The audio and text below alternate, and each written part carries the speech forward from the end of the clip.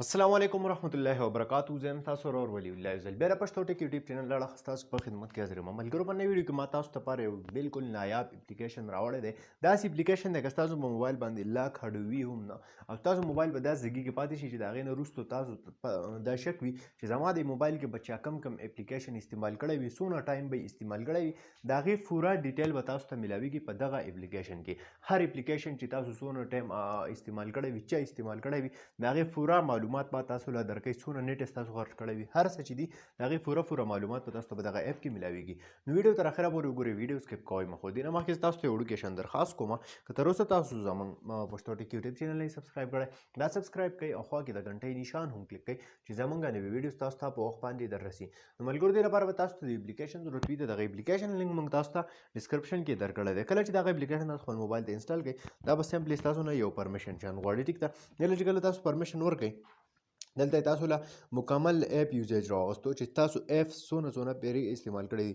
دلته کې وګورئ فیسبوک ته، نو دا ما 52 منټ استعمال کړی دی. ټیک ده، نن په دې روزه کې دغه شانتې ستاسو کوم واتساپ چې دی دا وګورئ، په دې کې ستاسو پوره ټایم راغلی، دا د یوې هفتې پورې ستاسو مکمل چې څونه یوزیج دی نو هغه تاسو له دا ټول چې دی په دغه ځای کې نه څه کوي را اخلي.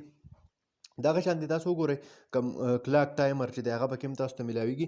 د دې نه علاوه تاسو ته به نوټیفیکیشن راځي ښه باقاعده. ټیک ده، دا وګورئ ټایم یې څه دی. که تاسو په خپل ټایم سیټ کول غواړئ چې ماته د کله دغه نوټیفیکیشن راشي د دغه یوزیج د نوټیفیکیشن چې څونه اپلیکیشن ما څونه پیری استعمال کړی دی څونه وخت پورې، نو د هغې دلته کې ما سره 9:30 بجې ټایم دی. که تاسو په بل ټایم کول غواړئ چې په دغه ټایم کې د میسج تاسو ته راځي، نو په دغه سیټینګ تاسو د دې ځای نه کولی شئ. دا وګورئ تاسو اوس چې تاسو کله په دې باندې کلیک وکړئ، دې خوا تاسو ګورئ، نو دلته کې وګورئ کوم ټیک ټاک فیسبوک هر څه چې دی دلته کې تاسو وګورئ، تاسو له یونیک لوک راکوي. څنګه چې تاسو اول ما ټیک ټاک استعمال کړی، بیا ما فیسبوک کول وکړی، بیا ټیک ټاک په منځ کې، بیا فیسبوک، بیا ټیک ټاک. دغه شانتې تاسو لاندې راشئ، دلته کې وګورئ ما سره واتساپ ته ټیک ټاک دی چې کوم اپلیکیشن تاسو څونه پیری استعمال کړی وي په منځ کې پکې تاسو بیا بل کوم اپلیکیشن استعمال کړی نو هغې پوره ټایم تاسو ته ښیي چې دا وګوره په 11 چې دا اپلیکیشن دی، په 11:24 دا دی، 11:34 مکمل مالا هغه ټایم وایس را روان دی، ماته د هغې پوره هر څه ښیي. دغه شانتې تاسو وګورئ دلته کې په دې طریقه دا وګورئ تاسو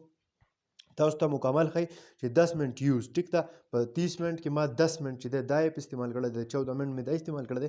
مطلب تاسو که په موبایل ډولاک وي هم نه، تاسو له موبایل په داسې ځای کې پاتې شي چې تاسو په زړه کې شک وي چې زما په موبایل کې به چا کوم اپلیکیشن استعمال کړی، زما په موبایل کې به چا څه کړي وي، نو هغې پوره معلومات تاسو د دې اپلیکیشن په ذریعه اخیستلی شئ. خپل موبایل پې بالکل محفوظ کولی شئ، ستاسو موبایل به هیڅوک هم بیا نه استعمالوي. دا نوې ویډیو امید لرم خوښه شوې به وي. که خوښه شوې لایک یې کړئ، چینل سبسکرایب ول مه هېروئ، د ملګرو سره شیر کړئ. تر بلې ویډیو د خپل ځان ډېر زیات خیال ساتئ. د خدای په امان.